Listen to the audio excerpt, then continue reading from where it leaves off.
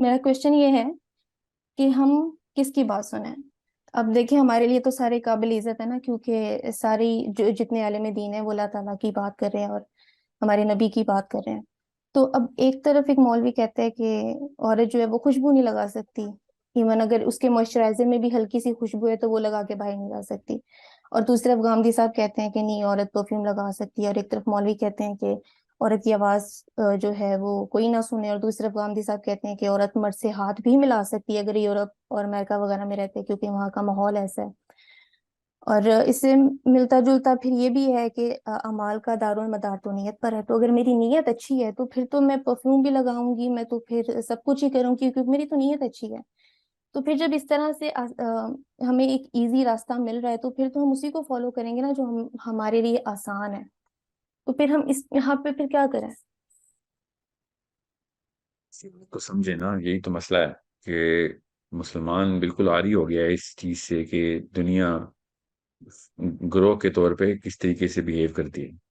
फर्द को जितनी मर्जी इजाजतें दी जाएं या ले ली जाएं, ये देखना पड़ता है कि उसका लोगों के ऊपर क्या इफेक्ट है। ये गौर से समझें, इतनी जरूरी बात है। इस्लाम ने शराब के एक कतरे को हराम किया है, बोतल को नहीं। एहतियात का जो अमर है ना, वो मलहूज खातिर रखें।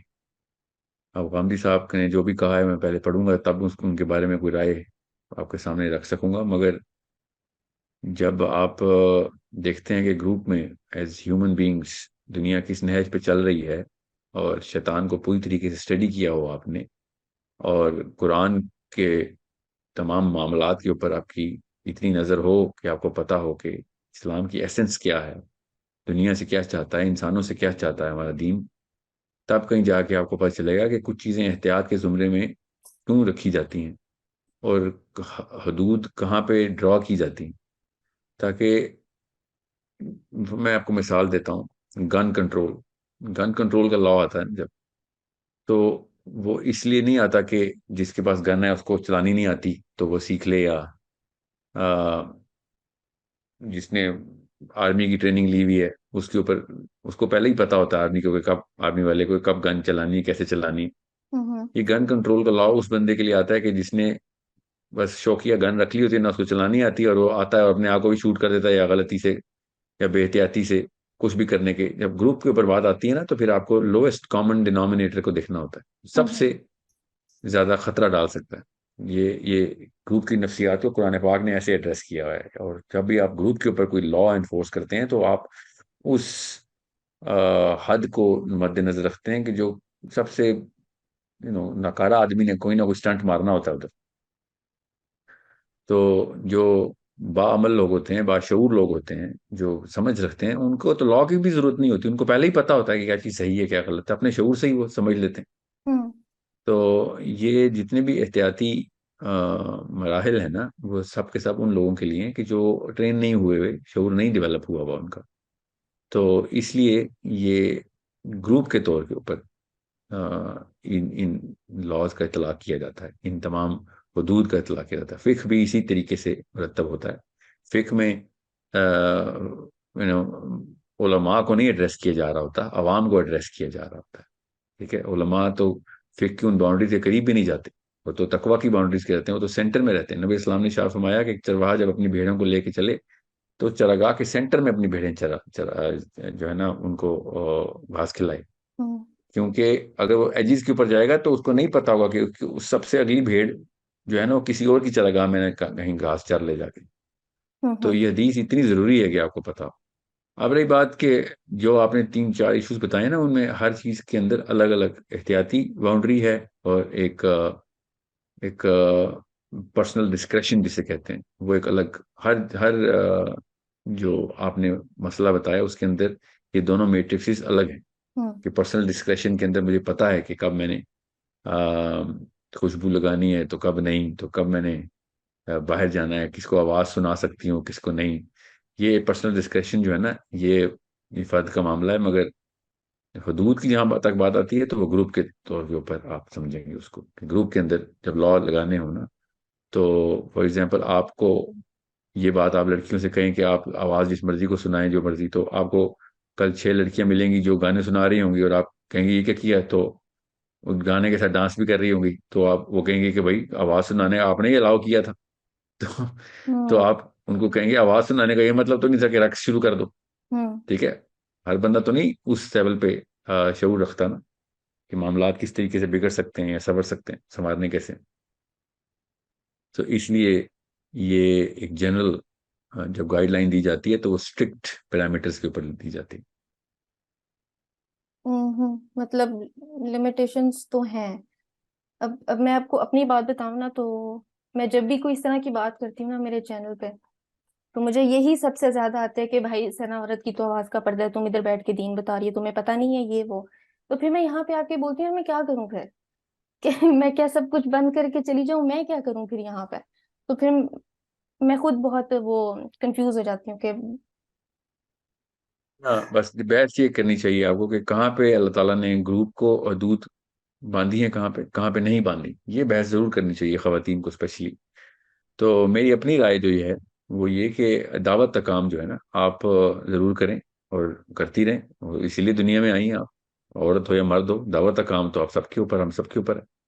तो मैं भी औरतों को दावत देने के वक्त अंदर से मेरी आवाज आती है कि यार इससे बेहतर है कि मेरे से बेहतर है कोई खातून ही इनको दावत दे दे। हजार ऐसे सवाल हैं जो मुझसे वैसे भी नहीं पूछ सकती वो, ना ही हम्म। कोई ऐसे कैटेगरी हैं जहाँ पे मैं ओपनली बात भी कर सकता हूँ। तो मेरी ज्यादा इफेक्टिवनेस मर्दों में ही आई, और औरतों को दावत देने के लिए एक औरत ज्यादा इफेक्टिव हो सकती है। तो ये तो कॉमन सेंस के भी तकाजे हैं। ठीक है। मगर ये बात मैं अपने तौर पे बता रहा हूँ, मैं कोई ना कोई फतवा देने के किसी मर्तबे पे हूँ, ना ही मैं फतवा देने की हैसियत से बता रहा हूँ कि अगर आप बाकी ये काम पूरी दुनिया में कर रहे हैं और जब इस्लाम की बारी आती है तो आप कहते हैं मेरी आवाज का पर्दा है, हम्म। तो ये तो अपने ऊपर आप जबरदस्ती कोई कोई और ये ही तो गेम है। खेल रहे हैं आप। तो बिल्कुल। जहाँ पे आप बाकी काम की बातें, बिजनेस की बात कर रहे हैं कॉलीग से, वहां पे दावत की बात भी कर रहे हैं। हम्म। और फॉर एग्जांपल आपका तो चैनल है, खाना पकाने की बात करती हैं आप, वहाँ इस्लाम फैलाने की बात करें, इतने लोग सुनने वाले अगर हैं तो। हम्म। वैसे भी कुछ कुछ ऐसे मामलात हैं जो उम्महातुल मोमिनीन के लिए मुख्तस हैं कुरान में। हम्म। तो ऐसे नहीं है कि औरत की आवाज किसी के आदमी के कान में गई तो तबाही मच गई। साहबियात की लाइफ आप सीरत नबी से उठा के देखें तो आपको पता हम्म। चलेगा कि मामलात इस तरह नहीं है, इस तरीके से हमें प्रेजेंट किए गए हैं। सहाबियात तो जंगों में जाके भी वो लड़ती नहीं थी, फिजिकल फाइट वो भी करती थी, वो तो घर पे नहीं बैठ गई कि नहीं हम तो यहीं बैठेंगे, वो तो साथ पार्टिसिपेट करती थी। जी हाँ, सीरा की जो स्टडी नहीं है ना, सीरा की स्टडी होगी तो सेंस डेवलप होती है कि नबी इस्लाम के दौर में क्या क्या चीजें किस किस तरीके से होती थी। और मैं मेरे जहन में कोई 50 ऐसे वाकयात अभी आ रहे हैं कि जिसमें हम्म। जैसे उम्मे ऐमन का जो डायलॉग है तुमर के साथ, तो हम्म। उम्मे ऐमन को महरम तो नहीं है तुमर की, और हम्म। जिस तरीके से दोनों की बहस हुई है। और मैं किस तरह बताऊं आपको, एक एक सिनेरियो से तो नहीं इस तरीके से प्रेसिडेंट सेट की जाती, मगर बहुत ऐसे मामलात हैं जिसमें सहाबी साहबियात की आपस के डायलॉग्स बहुत क्रिटिकल लेवल के ऊपर बहस मुबाहिसे हुए हैं। हम्म। और लेन देन के मामलात में भी, बाजार के अंदर खरीदो फरोख्त में भी औरतें क्या नहीं जाती थी। तो हम्म। ये तो एक, बहरहाल एक औरत मुसलमान लड़की को भी और लड़के को भी चाहिए कि सीरा के थ्रू बहस मुबाहिसा खोले, हम्म। रादर देन के खुद ही फैसले करे। और वो लिटरेचर पढ़े जिसमें आर्ग्यूमेंटेशन हुई हुई है उलमा की, हम्म। और उससे उसका आईक्यू भी बढ़ेगा और वो दावत के लिए भी बेहतरीन तरीके से तैयार हो जाएगा या हो जाएगी।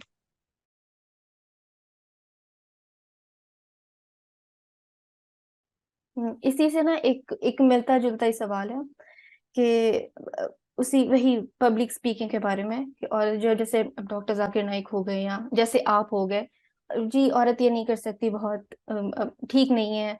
और अब जैसे कोई औरत है उसकी कम्युनिकेशन स्किल्स बहुत अच्छी हैं, उसमें इतना पोटेंशियल है कि वो दावा का काम कर सकती है जैसे कोई कोई आदमी कर सकता है, लेकिन स्टिल उसके लिमिटेशंस के बाद उसके हाथ में सिर्फ अब ये रह जाता है कि हाँ तो वो वेट करे कि उसकी कोई शादी हो और उसके बच्चे हो और उन बच्चों की वो तरबियत करे, और फिर इस टाइम पे ऐसा स्पाउस ढूंढना जो भी इम्पॉसिबल ही है, जिसका विजन और पर्पस आपसे मैच करता हो। तो फिर औरत कैसे इन लिमिटेशंस में रहते हुए कुछ कर सकती है? विजन बनाए ना, आप अपने स्पाउस को नहीं विजन बना रहे, दुनिया को कैसे बनाएंगे आप? तो नहीं विजन लेकिन तो आपको बनाना पड़ेगा। स्पाउस तो फिर पेरेंट्स चूज करके दे देते हैं ना, वो फिर पर्सनैलिटी भी मैच करे ना करे। तो दुनिया भी तो अल्लाह ने चूज करके दी है ना, दुनिया के लोगों को इन्फ्लुएंस करना चाह रहे हैं आप तो। सैयद अबू आला मौदूदी की ना जब शादी हो रही थी ना, तो वो उनके ऊपर भी ये इतराज था कि ये जो लड़की वाले हैं ना, ये उस नहज पे नहीं है, इतने रिलीजियस नहीं है, और बड़ी मॉडर्नाइज्ड फैमिली है। हम्म। तो अब्दुल आला मौदूदी ने कहा कि होने दो रिश्ता। मैं अगर एक लड़की को नहीं अपने इन्फ्लुएंस के थ्रू चेंज कर सकता, दुनिया को कैसे चेंज करूंगा मैं? तो ये आप खवातीन को भी मैं ये बता रहा हूँ कि आप अपने स्पाउस के ऊपर मेहनत नहीं करें तो दुनिया में मेहनत करने का ना सोचें, आप बड़े काम नहीं करेंगे आप। नहीं, लेकिन आपको नहीं लगता कि डिफरेंस है? एक शौहर अपनी बीवी को कर सकता है चेंज, उसको होना ही है चेंज, लेकिन एक औरत के लिए बहुत मुश्किल होता है कि वो अपने शौहर को थोड़ा बहुत भी चेंज कर ले। मेरा तो उल्टा ख्याल है। आई थिंक ज्यादातर आदमी अपनी बीवियों की वजह से चेंज हो रहे हैं, और ज्यादातर बीवी परवर हो रहे हैं रादर देन के औरतें शोहर परवर हो रही हूँ। आजकल तो उल्टा हिसाब चल रहा है। औरत के हम्म। पास ज्यादा इन्फ्लुएंस की ताकत है, अगर ये समझे तो। तो फिर वो बेटी करे कि बस, उसके अलावा वो कुछ कर नहीं सकती, उसने बस अपने बच्चे ही बड़े करने हैं। औरत का अपना एक इन्फ्लुएंस और फिर अल्लाह ताला की ताकत, ये दोनों फैक्टर्स कंबाइन करेंगे तो एक आदमी की क्या औकात है, आराम से बदलेगा। आप हम्म। अल्लाह के लिए अगर आदमी का अपने शोहर को नहीं बदल सक रही हैं, इतना आप उसके साथ रह रही हैं, और आपको एक एक चीज का पता है उसकी, और आपको उसकी फितरत का पता है, उसकी तबीयत का पता है, खसलतों का पता है, उसके बावजूद भी अगर आप उसको हिकमत के थ्रू अल्लाह की तरफ नहीं लेके आ रहे, तो आप लोगों को कैसे ला रही हैं? मुझे नहीं समझ आती कि इतना डेटा आपके पास एक बंदे का, उसके बाद भी आप उस पेशेंट को ठीक नहीं कर रहे हैं, तो बाकी के लोगों का तो डेटा ही कोई नहीं है, आप तो जनरल तबलीग और लेक्चर देते हैं। सो ये एक हम्म। मिशन के तौर पे लेना चाहिए। अब मुझे पता है मैं ओवर सिंप्लीफाई कर रहा हूँ कि इतना आसान नहीं होता, मगर इस्लाम आसान काम नहीं है, याद रखिएगा। ये आसान कामों के लिए दुनिया में नहीं आए हुए हम। मुझे लग रहा है आप कोई और ही बात कर रहे हैं, आपने शायद कोई और लोगों को देखा है, मैंने कोई और लोगों को देखा है, मैं तो एक भी ऐसा कोई दिमाग में नहीं ला पा रही जिस बीवी ने अपने शौहर को बदल दिया। और यहाँ पे तो शौहर नमाज भी नहीं पढ़ते अपनी बीवी के कहने पे, वो बोल देते हैं जी हाँ, मैं। बिल्कुल। तो फिर औरत नहीं उस। नहीं, ज्यादातर शोहर जो है ना दुनिया में इस वक्त, ज्यादातर गोरे हो या काले हो, मुसलमान हो या गैर, अपनी बीवियों की वजह से जो चेंजेस लेके आ रहे हैं अपने अंदर, वो आप नोटिस नहीं कर रही। क्योंकि आप इस वक्त वो सिर्फ मुश्किलात देख रही हैं, आप इस वक्त सिर्फ नेगेटिव साइकोलॉजी के थ्रू उस तस्वीर को देख रही हैं। ज्यादातर आदमी अपनी प्रोफाइल बीवी की वजह से बदलता है, अपनी अपने दोस्तों को छोड़ देता है, अपने रेगुलर जो भी दुनिया के नशे पूरे करने होते हैं वो छोड़ के बीवी की तरफ टिल्ट होता है। और ज्यादातर मर्द ऐसे हैं, अब मैं एक्सेप्शंस की बात नहीं कर रहा हूँ, हर क्लस्टर में मिलेंगी एक्सेप्शंस। ज्यादातर लोग अपनी बीवी की, और बीवियां भी अपने शोर की वजह से बहुत मेजर तब्दीली लेके आती हैं अपनी पर्सनैलिटी में। सो अगर बीवी मुनज़्ज़म काविश के थ्रू, एक सोची समझी स्ट्रेटजी के थ्रू अल्लाह के लिए एक शोहर को पूरी तरीके से ट्रेन करे करे तो बहुत बहुत आसान है। मतलब हर औरत हर मौके पे तो नहीं कर सकेगी, मगर हर औरत के पास ये चांस जरूर होता है, और इम्पॉसिबल तो कहीं से भी नहीं। मगर ये बात कि करना कि मतलब अगर शोहर नहीं चेंज हो रहा तो मेरा तो काम खत्म हो गया, ये साइकोलॉजी की मैं खिलाफ। ठीक है, शोहर अगर आप चेंज नहीं कर सक रहे हैं तो अपनी टेक्निक बदलें, शोहर ना बदलें।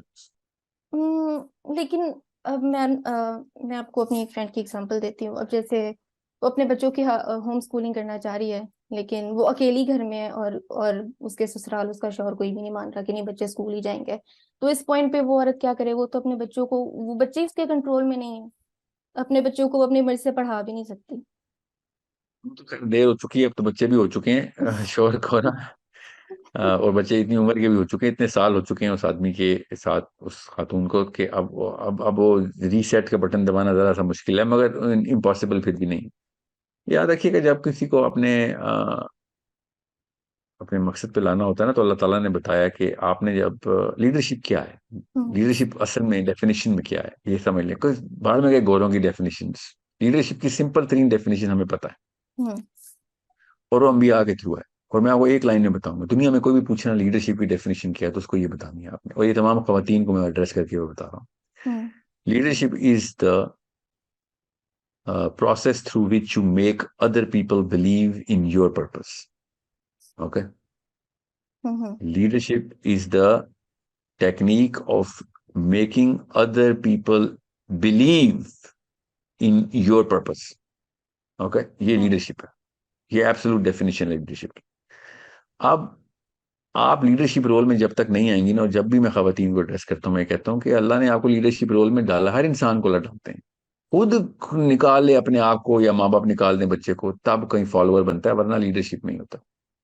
अल्लाह पैदा ही लीडर करता है, क्योंकि सारे कुरान के सवाल, आखिरत के सवाल लीडरशिप के, कब्र के हम्म। सवाल लीडरशिप के हैं। हम्म। अल्लाह तो पैदा ही लीडर कर रहा है। बिल्कुल। हम बैठे हुए हैं नवाज शरीफ, इमरान खान को फॉलो करने वाले, अपने चाचा मामा को फॉलो, खानदान की रस्मों को फॉलो करने वाले, ये हम लोग हैं जो खुद फॉलोअर बनते हैं।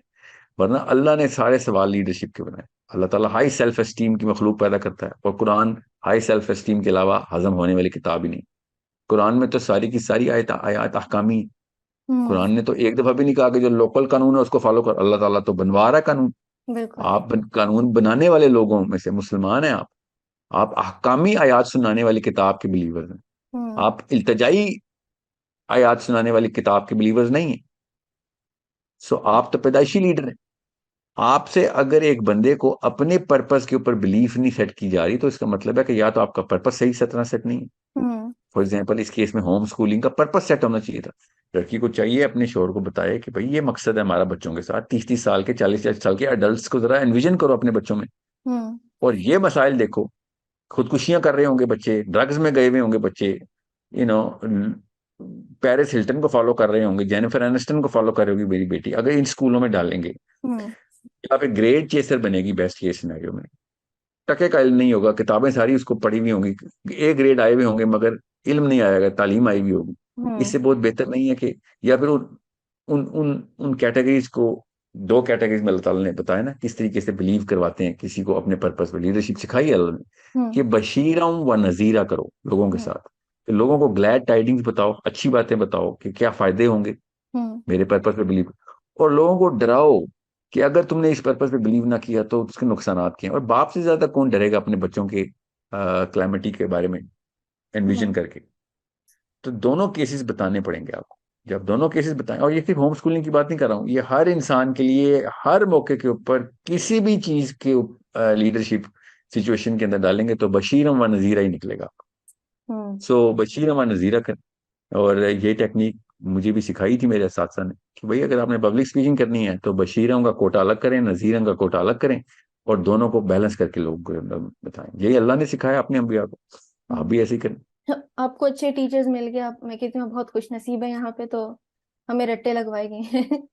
हमें तो और कुछ पढ़ाई मैं, ही नहीं किया। कोई शक नहीं है, मैं I think I am the luckiest man on the planet right now. I am pretty sure I am the luckiest man. मेरे साथ साथ की वजह से ये बात मुझे आपने याद दहानी का शुक्रिया। I am, Sahil अदीम is the luckiest man on the planet, अल्हम्दुलिल्लाह, मेरे साथ साथ की वजह से।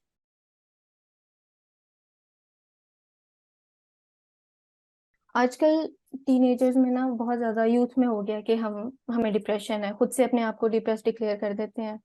और फिर लोगों ने मशवरे दे रहे होते हैं कि नमाज पढ़ो, कुरान पढ़ो, ठीक हो जाओगे। और वो लोग जो पढ़ते भी हैं, जो पक्के नमाजी होते हैं, वो भी कहते हैं कि भाई हमारा नहीं जा रहा डिप्रेशन, हम पता नहीं दूधों की तस्बीहां करते रहे हैं, सब कुछ भी नहीं ठीक हो रहा। तो मुझे बताएं, डिप्रेशन वाकई हर दूसरे बंदे को इतना इजीली हो जाता है या कोई फैशन बन गया है?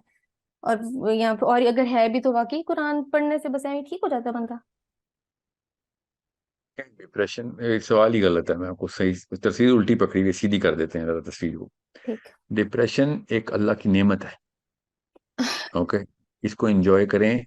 खुदारा डिप्रेशन एक वाहिद अल्लाह की आवाज है आपको जिस्म के अंदर से आती है कि गलत ट्रैक पे चल रहे हो, दुनिया में कुछ और काम करिए, अल्लाह कुछ और चाह रहा था, तुम्हारा जिस्म अंदर से आवाज दे रहा है। इसको दूर ना भगाएं, इसको इसको ट्रीट करें, अपने आप को ट्रीट करें, सॉरी, इसको ना ट्रीट करें, अपने आप को ट्रीट करें। डिप्रेशन वो आवाज है अल्लाह की जो अंदर से आती है कि मामलात असल में कुछ और हैं और मैं कहीं और ही फंस गया हूँ। हम्म। ठीक है।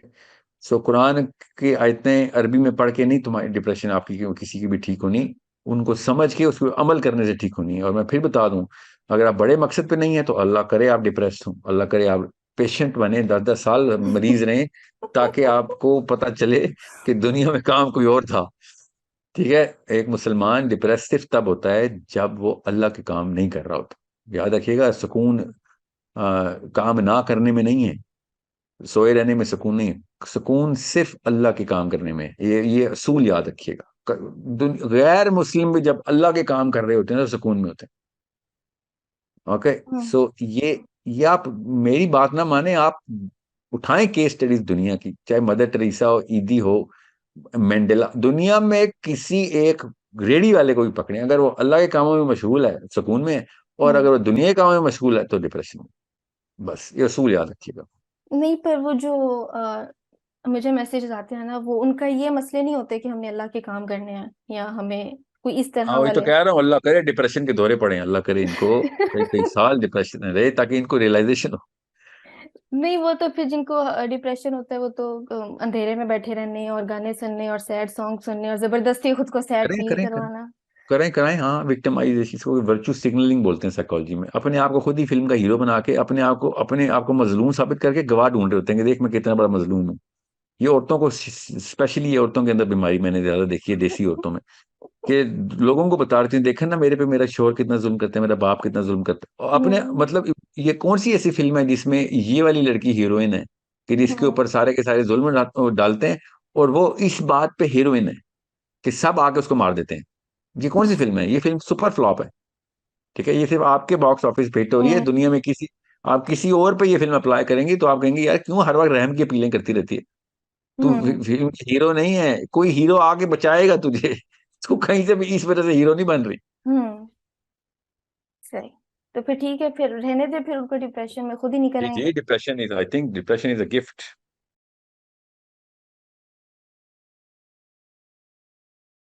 लास्ट पॉडकास्ट में ना आपने कहा था कि टेम्पल ऑफ सुलेमान अलैहिस्सलाम दज्जाल ने बनाया था, तो वो इतने मुझे मैसेजेस आए उसके, और कि भाई वो तो जिन्नात ने बनाया था। ये क्या बात कर दी? अच्छा, तो क्या क्या करूं मैं? आप बताएं कि ये कहाँ से आया? ये आप बताएं कहाँ से आया कि जिन्नात ने बनाया? सर्कस जिन्नात ने, ये कुरान में नहीं? अच्छा, क्या बात है, टेम्पल ऑफ सुलेमान का लफ्ज कुरान पाक में? नहीं, वो सर्कस जिन्नात का तो जिक्र है ना। हो, मलका सबा का तख्त लाना था तो जिन अफरीत ने कहा था कुरान में ये है कि मैं सबा का तख्त उठा के ला देता हूँ, इससे इतनी देर लगेगी जितनी देर में आप खड़े बैठे हैं तो खड़े हो जाएं। ये है जन्नत तक का मामला। टेम्पल ऑफ सुलेमान अलैहिस्सलाम जो था, उसके ऊपर बड़ी बड़ी लंबी तफसील लिखी गई हुई है, और दज्जाल ने बनाया नहीं बनाया ये तो अल्लाह को ही पता है, मगर उलमा ने उस बंदे के बारे में कहा है क्योंकि एक आदमी ने ये ठेका ले लिया था। क्योंकि हज़रत सुलेमान ने चैलेंज दिया था कि टेम्पल तो मैं बनवाऊंगा तुमसे, जिससे वो बंदा बनाएगा या वो जिन बनाएगा या इंसान बनाएगा कि जो इस शर्त को पूरा करेगा कि टेम्पल बनाने की एक भी आवाज नहीं आई। ठीक है, तो हम्म। सुलेमान के सामने तो क्यों कुछ जिन तो नहीं गायब हो सकता था ना, तो इसकी निशानी क्या है कि वो जिन नहीं था, कि जब टेम्पल बन गया तो सुलेमान अपने हवारियों के साथ एंटर हुए हैं देखने के कैसा बना है, तो बंदा तो अंदर ही था अभी। तो उसने ग्राउंड अप कंस्ट्रक्शन की थी खुद अंदर ही रह के। तो जब वो अंदर गए तो वो बंदा गायब था। तो बंदा ही गायब होता है ना, जिन तो गायब नहीं होते, जिन तो पहले ही गायब होते हैं ना, सुलेमान तो देख सकते हैं ना जिन्नों को। ठीक है। अब मैं स्टिल कंफ्यूज हूँ, लेकिन ठीक है। शायद किसी को समझ आ नहीं जाए। नहीं, मैं आपको वैसे आर्गुमेंटेशन दे रहा हूँ, मगर इस चीज के बारे में उलमा ने इसी वजह से कहा है कि वो दज्जाल था, क्योंकि लंबी तफसील है, किसी और दिन करेंगे। मेरे एक वीडियो है इसके ऊपर, और एक और वीडियो भी आ रही है अलिफ टीवी के ऊपर, बड़ी तफसील से उसके ऊपर हमने कवर करने की कोशिश की है। दुआ करें कि हम्म। वो उतनी तफसील में मैं जा सकूं जितना मुझे जरूरत है जाने की। मगर हज़रत सुलेमान के दौर में ये दो वाकया, कुरान पाक में ये वाकया जो है ना, मलका सबा का तख्त लाने वाला, इसके ऊपर जिस तरीके से इंसान ने वो मलका सबा का तख्त फिर इंसान हम्म। उठा के लाया था, हम्म। जिन से नहीं हुआ था ना। हम्म। जिन ने कहा था कि इतनी देर, तो उसने, इंसान ने कहा था बड़ा स्लो है तू। हम्म। वो जिस टेक्नोलॉजी से वो लेके आए ना, तो उस बंदे ने कहा था मेरे पास एक किताब का इल्म है। हम्म। तो उलमा ने वो पूरी ट्रिजेक्टरी ट्रैक की है कि क्योंकि बनी इसराइल का बड़ा डीप ताल्लुक है दज्जाल के साथ, वेट भी उसी का कर रहे हैं खैर। तो हम्म। आ, क्या साराई ये की गई है कि फिर वो वही होगा, क्योंकि ये कारनामे जिस तरीके से उसने किए हैं उसकी कोई तारीफी के कलमात भी नहीं है कुरान पाक में। एक बस खबर दी गई है हमें कि इस वाक़े का ऐसे हुआ था, और ये भी तफसीलात कुरान में नहीं है कि टेम्पल ऑफ सुलेमान जो है अलैहिस्सलाम ने कैसे कैसे ठेका दिया और कैसे बना हम्म। बगैर आवाज के। तो ये फिर उलमा फिर इस तरीके से क्यास खुद करते हैं इसके ऊपर कि फिर पैटर्न ये बता रहा है। जिनका तो कोई ताल्लुक वास्ता नहीं है इधर, क्योंकि हम्म। दज्जाल को जिन तो नहीं है ना। ठीक है।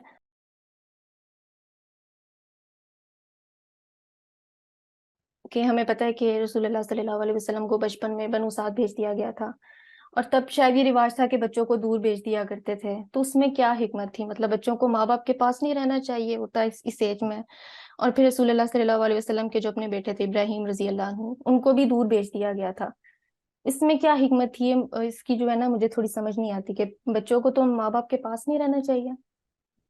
यार दो बातें एक और समझे, सीरा जिसने भी पढ़ी है उसमें तफसील ये बताई गई है। मक्का के अरब ये काम करते थे, याद रखिएगा। Hmm. Mecca was in their opinion a very polluted city. हम्म। ठीक है। तो वो दूर सहरा में खुश्क एनवायरनमेंट में भेजते थे ताकि सेहत जो है ना बच्चे की मेंटेन रहे। ये लिखा हुआ है, ये मेरी राय नहीं है, ये उन्होंने खुद बताया हुआ है। दूसरा, जो मक्का के अंदर बाहर से ट्रैवलर्स आ आके लोकल कल्चर को अफेक्ट कर गए थे, उसमें लैंग्वेज भी अफेक्ट हुई थी, और भी बड़ी चीजें अफेक्ट हुई थी, मगर लैंग्वेज भी अफेक्ट थी। इन तमाम इफेक्ट से दूर करने के लिए बच्चे को खालिस अरबी वहां पे सिखाई जाती थी। ठीक है। तो ये दो मेजर फैक्टर्स थे।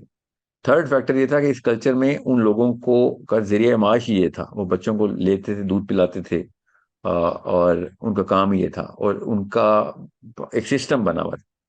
तो इस सिस्टम को रिकग्नाइज किया हुआ था, नबी इस्लाम ने भी किया, उनके घर वालों ने भी किया हुआ था कि this is what what they do.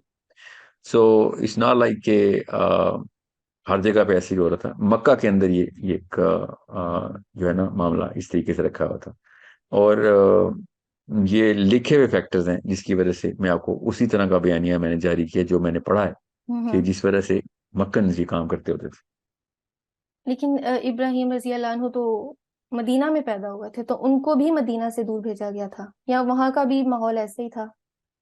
थे। नहीं, वो कुरैशी सिस्टम तो नहीं चेंज हुआ ना कहीं पे भी। वो भी कल्चर वहां पे भी चलता आ रहा था, मक्का से मदीना चला गया। जी हाँ, मक्कन का मतलब है people from Mecca, not hmm. People who were born and raised in Medina, people ठीक फ्रॉम है। मक्का। अब मैं आपको बताता हूँ उसकी बाइफरकेशन की हुई है ना। अब हम्म। आप स्कॉलरशिप पढ़ेंगे ना, जब सीरा पढ़ेंगे, जब शमाइल की कुछ किताबें पढ़ेंगे, हम्म। तो उन्होंने मदीना के कुछ ट्राइब की एग्जाम्पल दी है, उनके बच्चों की भी। मदीना के लोकल्स कभी भी ये काम नहीं करते थे, बिकॉज ऑफ whatever रीजंस।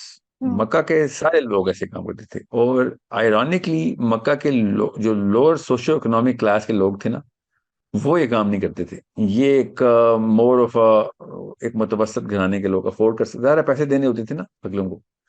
तो सेकेंडली, मदीना में जितने भी लोग मक्का से गए थे, उन्होंने ये वाला कल्चर नहीं छोड़ा था कहीं से भी। हम्म। एक तो वो ताल्लुकात बहुत स्ट्रांग होते हैं, याद रखिएगा, ये कबीलों के आपस में एक बड़े स्ट्रांग टाइज होते हैं। हम्म। तो इट्स नॉट लाइक के मतलब कोई एम्प्लॉयमेंट नहीं थी, it's hmm. More of relationship between tribes. हम्म। वो बच्चे को जब दूध पिला के पालती है ना, तो उस तमाम बच्चे, आपको पता ना इस्लाम में असूल है हम्म। कि फिर वो उसके रज़ाई बहन होते हैं, रज़ाई बहन भाई होते हैं। हम्म। ओके। तो ये एक ट्राइबल कम्युनिटी आपस में वेल निट, एक कनेक्टेड कनेक्शन था इनका, जो कि साहबा ने नहीं छोड़ा था कि ये हम्म। हमारे ट्राइब्स के बहन भाई हैं। ठीक है। ये बहुत जरूरी है कि आपको पता हो कि ये मामला किस तरीके से, अरेबियन साइकोलॉजी किस तरीके से काम करती थी।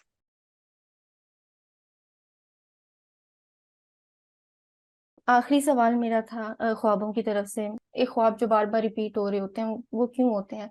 मतलब एक ऐसा ख्वाब है जो मुझे कितने सालों से मुसलसल आ रहा है, मुझे नहीं पता उसकी ताबीर क्या है। और वो यहाँ अब कोई है भी नहीं, ऐसा कहीं से कोई बुक भी नहीं है या कोई ताबीर बताने वाला। मैं तो किसी को नहीं जानती जो सही वाली बता दे। तो कितना को जानती हैं जो गलत वाली बता रहे हैं? नहीं, आपने गलत ढूंढे नहीं है वालों। ना। हाँ ये तो है, हाँ सही बात है। गलत वालों को भी नहीं, मुझे नहीं पता हाँ, कोई तो बताता। ढूंढने से मिल जाते हैं।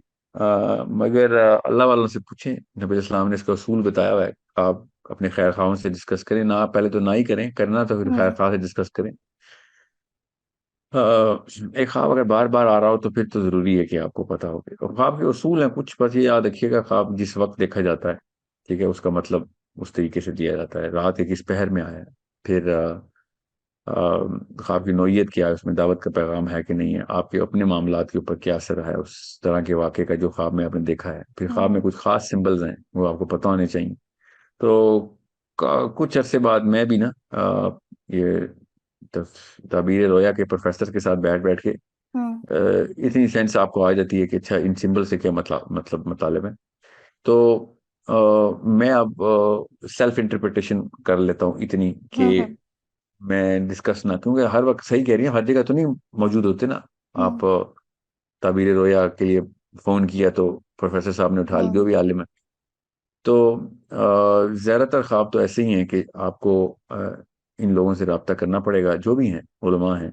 हम्म। वो एक दो दफ़ा बताएंगे, आपको एंगल समझ आ रहा है। बस ये याद रखिएगा, नबी अलैहिस्सलाम के थ्रू हमें पता है, साहबा के थ्रू बड़ी तवातर के साथ हमें पता है कि कुरान जो है ना, वो सबसे पहले ताबीर बताएगा ख्वाब की, फिर हम्म। सीरा बताएगी, फिर साहबा की लाइफ से देखेंगे आप। हम्म। तो ये एक तरीका कार है। मौलाना सीरी ने भी यही फार्मूला लगाया हुआ था। उन्होंने कहा कि मैं सीरा और कुरान के अलावा नहीं देखता। हम्म। और मौलाना इस्माइल ने साहबा की लाइफ को भी फैक्टर इन किया था ताबीर रोया में। मगर लोग मौलाना इस्माइल को ज़्यादा हाई रैंक करते हैं मौलाना सीरी से। मगर वो जाहिर है, पाकिस्तान इंडिया में मौलाना सीरी की चूंकि कोई किताब वायरल हुई भी है, तो लोग मौलाना सीरी को ज़्यादा देसी स्थान में रखते हैं। हम्म। मैं मौलाना इस्माइल की ताबीर को, उनके सिंबल्स को, डिकोड को ज़्यादा स्ट्रॉन्ग इसलिए समझता हूँ because it makes so much sense when you go through that. हम्म। बहरहाल, ख्वाब बार बार आ रहा हो तो ताबीर ज़रूर चेक करें।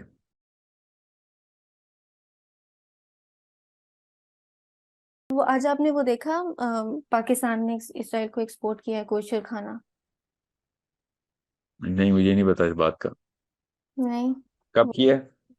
आज ही खबर आई है, मैं ख्याल है कल या परसों। कोशर फूड है और वो इसराइली इस पे बहुत है कि हमें यहाँ बिजनेस करना चाहिए और हमारे रिलेशनशिप्स अच्छे होंगे।